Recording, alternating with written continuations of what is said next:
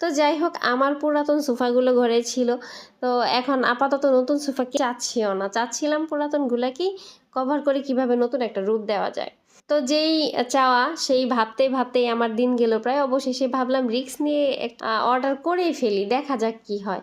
তো তারপর অর্ডার করে ফেললাম তুর্কি সোফা কভার। তো কভারগুলো কেমন হয়েছে বলেন? ডেলিভারি ম্যান অলরেডি বাসায় এসেছে এবং সে এই কভারগুলো লাগিয়ে দিচ্ছে। প্রথমে আমার পর্দাগুলো অন্যরকম কালার ছিল, ভাবলাম ঠিক আছে পর্দাগুলো খুলে আমি আসলে সেম কালারের পর্দা আমার আগে থেকে কেনা ছিল সেই পর্দাগুলো আবার লাগিয়ে দিলাম, যেটা সোফা কভারের সাথে মিলে যাবে। আর ডাইনিং টেবিলের আমি সেম কালারটা নেই নাই, কারণ এটা যে অফ হোয়াইট লাইট কালার, এই কালারের যদি ডাইনিং টেবিলের আমি ম্যাটের মতো করে বিছানো পর্দাটা ইউজ করি তাহলে একদমই নষ্ট হয়ে যাবে। ডেলি কাপড় ধোয়ার পক্ষপাতী, মানে সরি, ডেলি টেবিলের এই কভার ধোয়ার সাহস, শক্তি, সামর্থ্য কোনোটাই আমার নাই, এই রিস্কও নিতে পারছি না।